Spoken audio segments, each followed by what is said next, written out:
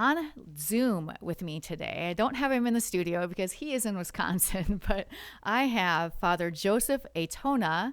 He is the rector at the National Shrine for Our Lady of Champion, which is in Wisconsin, right by Green Bay, which is a wonderful place that I've been several times. Welcome, Father Joseph. Thank you for having me. Yeah, you bet. So, this is a place. So, the Shrine Our Lady of Champion used to be called Our Lady of Good Help. Is that right? Yes. Correct. It Okay. was just changed last year on April 20th. So about a year ago, we officially changed the name. That's right. That's right. Okay. So, if you've ever been, well, if you're in this area, we have lots of Green Bay Packers fans. So, if you've been that way and you've been to Green Bay for a game or anything, there is a Marian shrine there that is fantastic, and you should go. It's literally what, 15 miles away, 10 miles, probably not even that. So, very Yes, close. I would say a good 30-minute drive if you're going to go by time. Yeah, So not yeah, too far. yeah. I like that you went by time. That's how we do it here too. It's all about time, not miles. So, okay. So, Father Joseph, will you tell us about Our Lady of Champion and the apparition to Adele? Yes. Now, this happened a long time ago. So 1859, the Blessed Virgin Mary appeared to a Belgian immigrant by the name of Adele Brise. And Adele moved from Belgium, and she was here in Wisconsin helping her family out. And the Blessed Virgin Mary appeared to her actually three times. And eventually, after Adele attended Sunday Mass, the Blessed Virgin Mary didn't say anything to Adele the first two times. She just basically appeared and showed herself, her face, etc. So Adele actually talked to her parents first and asked, "This lady is appearing to me." And her parents actually thought the idea of a soul in purgatory asking for prayers. That Oh, was the first thing. Yeah, right. that Okay. that it was just a guess. Mm-hmm. So eventually, after the Blessed Virgin Mary appeared to her the second time, again, not saying a word, she asked the priest who celebrated Mass on that Sunday what she should do. And the priest basically told her, well, ask her who she is and what she wants of you.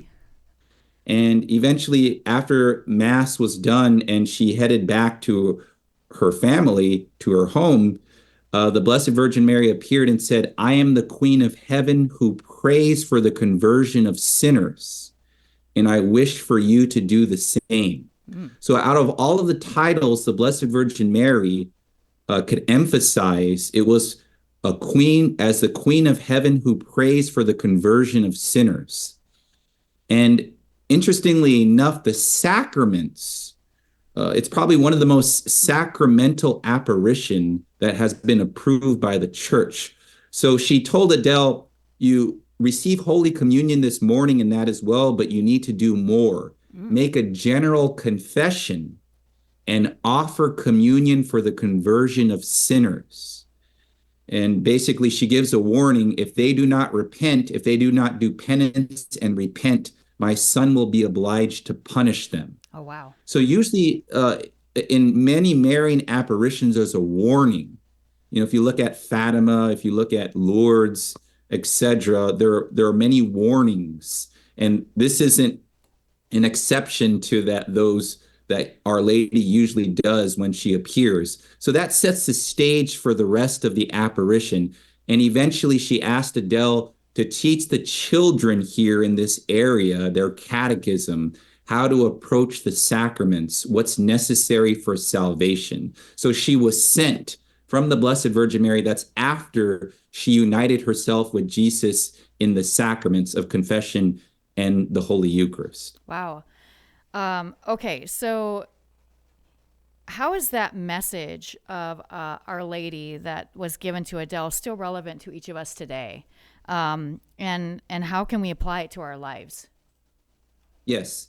So we are a very Eucharistic church. Mm-hmm. We're actually in a Eucharistic revival. Yes. So I think it goes without saying the Eucharist is the source and summit of our whole lives, of our whole Christian lives. So basically, offering communion, especially for the conversion of sinners. Now, I don't know how often it's preached in generally in the church. I would probably say not a lot. I remember going on EWTN and preaching about this during their daily mass, and I got a lot of feedback saying I didn't even know I can offer communion for a specific intention. Oh, wow. So just the fact of actually offering communion and how it's done, bringing your intention during the collect of the mass, during the offertory, after you physically receive Jesus in the Blessed Sacrament, are we offering communion for a specific intention? So that's just a general questions we can ask ourselves as Catholic that we can be reminded of from this apparition, but also confession. Now, in her case, it's a general confession. Now, we don't usually have general confessions a lot. It's usually before we get sent out to do something like a vocation to the priesthood or religious life, or before you're married, or before you're about to die. So it's a very specific type of confession. But obviously, we want to go to confession regularly so our souls can be cleansed, especially to house Jesus in the most blessed sacrament when we receive him in Holy Communion. I think back in the day, even though I was born in the 80s, a lot of people refrained from receiving communion because they hadn't gone to confession. Now, obviously, we want to have a balance, but it seems like I think today, maybe a lot of people are receiving communion, but never going to confession. Right. So I think that with this apparition, it could be reminded about how the sacraments are really the source and summit, especially the Eucharist, specifically the Eucharist, how we can grow in our faith, how we can grow in union with God. And we really can't evangelize, we really can't catechize properly or effectively, I should say, without being united with Jesus in prayer, especially through the sacraments. So it's very appropriate today for our church. Yeah, yeah. So now Adele later became a sister, correct? A nun of some sort. She actually joined a third order Franciscan community. So she was not a consecrated religious, as we know, but she did wear a habit. It seemed like it was a custom to wear a habit, but she did not take any vows. So she's actually not Sister Adele or Mother Adele, but she was a third order lay member of the Franciscan community. Okay, okay. I remember one of the things was very memorable to me at the shrine was the image. I believe it was inside. There's a small museum type thing there. Yes, we call it the Welcome Center, but it's yes, like a museum. Thank you. And there was an image of Our Lady of Champion there that is, I would say, unlike most of the Marian images that you see. At least to me it was, but it was very beautiful. I don't know if Casey has that. I know I had given it to him. We'll see if he can pop it up on the video, but it's a really striking, beautiful image. So can you, yes. There it is. Yeah.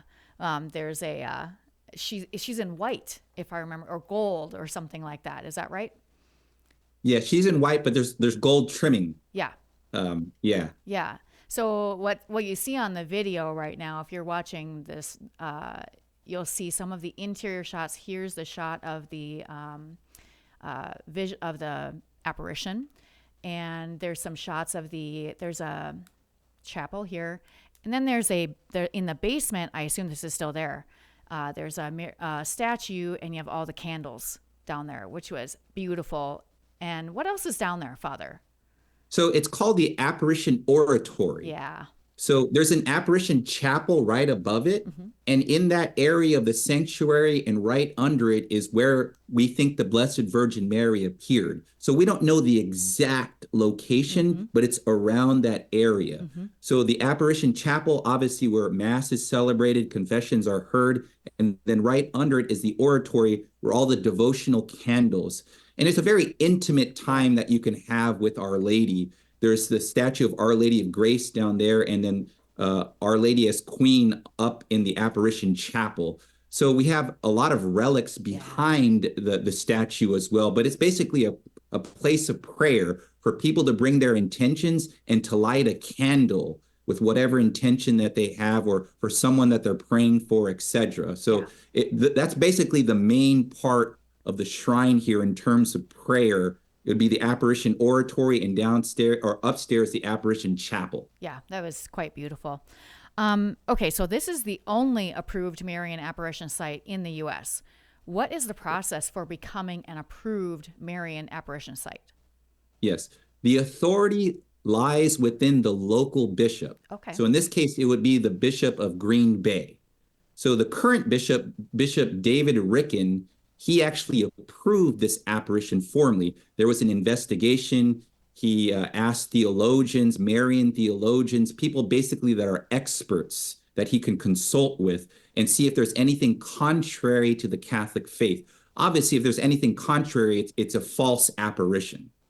So, and basically, he declared it after much consultation and most especially prayer, worthy of belief. Now, this is a private revelation. Mm-hmm. No one should be forced as a Catholic to believe that the Blessed Virgin Mary actually appeared here.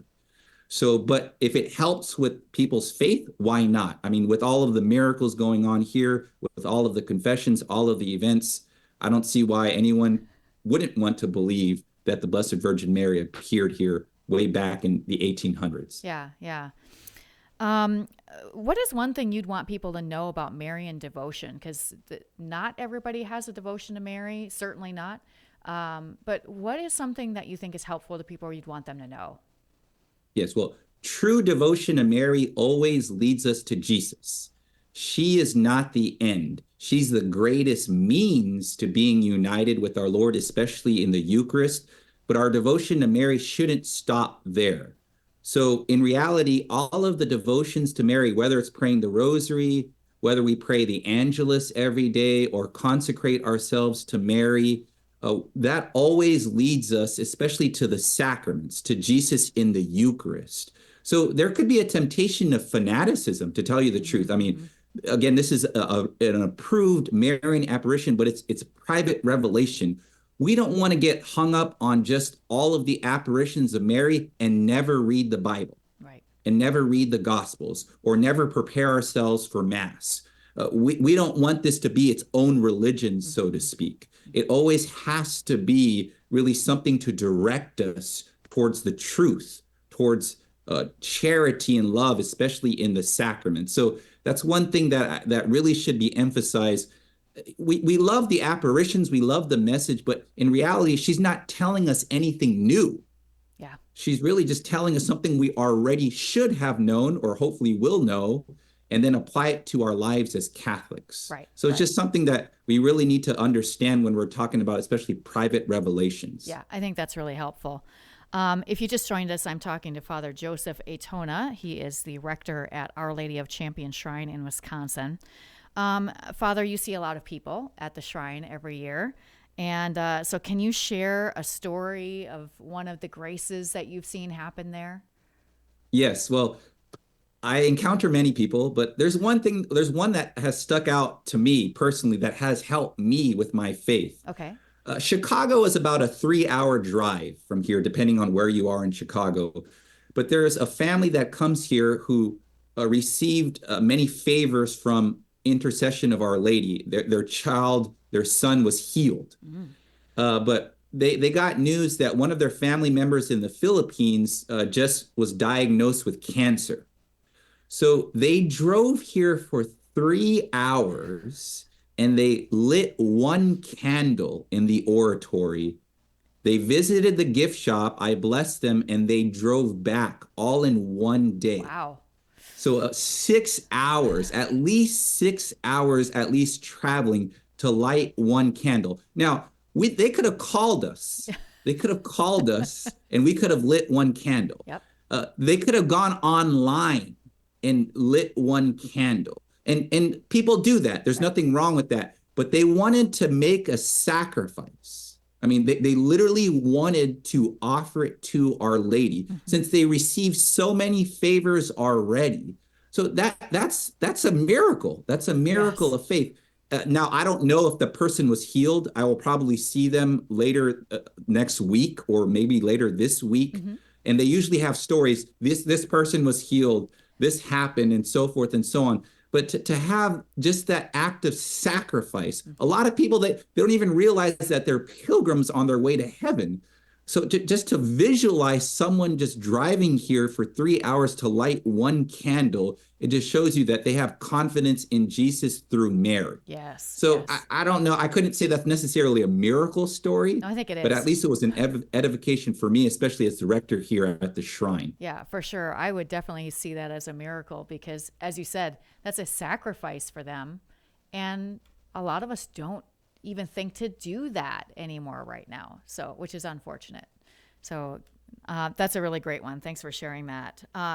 So, if someone's looking to make a spiritual pilgrimage, what advice would you have for them? And especially to make the most of that experience. Yes. Well, if there's usually one intention that someone's praying for, either for a loved one that maybe has lost their faith, Mm-hmm. or maybe healing themselves, maybe an addiction, maybe some wounds that they have from their family growing up. I mean, obviously, we're talking about a lot of people here. Everyone has their own background in terms of their own life story. Yes. So to have an intention that you want to bring as a pilgrim here. Now, it could just simply be holiness. It could be the fact that you want to become a saint.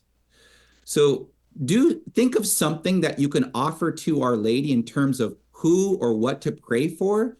And then maybe you could fast one day. Oh, yeah. Maybe you could pray an extra set of the mysteries of the rosary. Something like that that you can keep with you, so to speak, before coming over here. So it's like a journey up a mountain, so to speak. Mm-hmm. So you kind of want to be ready mentally, physically, and spiritually for all of this. And then when you come here, I recommend going to confession and offering that up to Our Lady and receiving communion. Yes. Now, if you can go to a mass 2 times while you're here, I would recommend one for that intention, and the second one offering communion for the conversion of sinners, since that's what Our Lady asked Adele to do. So you're basically like in solidarity with what the message, the first main message Our Lady asked Adele to do. Yeah. So you're kind of like in Adele's shoes, so to speak. Yes. Yes. So you're participating in that way where you're going to confession. Obviously, Adele was asked to go to confession. So we can't all catechize children. Not everyone can do what the Blessed Virgin Mary asked Adele to do in terms of going around this area for the children, but we can go to confession and we can receive communion. Yes. So that's one thing I would recommend, along with praying the rosary, depending on how much time they have. Yeah. Those are the things that I will really highlight in terms of a pilgrimage. Yeah, that's really great. And also, now if you are just happen to be in Green Bay or in the area and you're like, oh gosh, I didn't do those things, maybe I won't go. Don't do that. Go anyway, because it's a beautiful place. It's a really good experience. It can be a really spiritual experience for people, whether you've prepared well or not. And you can always go back and do the preparation before. Everyone's welcome. Yes. You could go more than once. Yes. You can bring other people as well. So you're not limited. Obviously, you can go to confession and receive communion at your own church. Yep. Maybe you can kind of practice, so to speak, Yes. Before coming over here. But hopefully they're doing that already. Yeah, for sure. Okay, Father Joseph, we have a couple minutes left. I want to be able to give you a minute to tell about an event that's coming up there at the shrine on May 4th called Walk to Mary. Can you tell us about that? Yes. So that's the busiest day here at the shrine. So if I were to guess, there's going to be maybe 7,000 to 8,000 pilgrims here on the grounds of the shrine. Mm-hmm. So it's basically a walk starting at the National Shrine of St. Joseph in De Pere, 21 miles. Now, not everyone can walk 21 miles, but it's a walk to Mary, and it's an external sign of an act of sacrifice that you're offering to God through Mary. Mm-hmm. So there's many other pilgrimage, like the Camino in Spain. Mm-hmm. So this is just our version, so to speak. It's ran by an organization. It's not us that organizes it. We're part of it, but there's an actual organization, Walk to Mary, that really organizes it and teams up with the rest of the other the churches, like the National Shrine of St. Joseph. Relevant Radio is also involved, etc. So it's a very external sign to show your love and devotion to Jesus through Mary. And there's different starting points. You don't have to start at the National Oh, Shrine of St. sure. Joseph. There's a children's walk as well, 1.7 miles. And those who can't physically walk longer than that, they may take that route too. So we have many options, but it's a day for pilgrims to show an external sign of sacrifice to give glory to God through Mary. That's really cool. Do they do that every year? Every year on the first Saturday of May. Okay. I assume if someone was to Google Walk with Mary pilgrimage or something like that, they'd be able to find that Yes, information. it's very easy. Or you can go to championshrine.org. We have links as well. So Okay. all the information is there. Good. And go to championshrine.org if you want to just find out more about the shrine. As I said, it's a really cool place to go. At the time that we went, my husband and I, we needed a place like that at that time. So it really, really helped us move through a time when we needed some spiritual support. So Great. I mean, go if you can. It's a beautiful place. Yes. Yeah. I highly recommend it. Yes. Thank you, Father Joseph, so much for taking some time out for us. I hope that if people come from here, they'll say, hey, I heard you on the radio in South Dakota, so we had to come see you. So hopefully some of those will show up soon. Oh, yes. Praise God. Again, you're always welcome. I'm a missionary priest, so I do travel around everywhere. I haven't been to South Dakota yet, so God willing, someday I'll be able to visit. Come on over. Thank you. Thanks again for being with us. You're welcome. Thanks. God bless you. You too. All right. If you haven't found us on social media yet, you can find us at Facebook, Instagram, Twitter, X, and YouTube at SF Diocese Anytime. That's it for us today. Hope you'll join us again next week for more Catholic Views.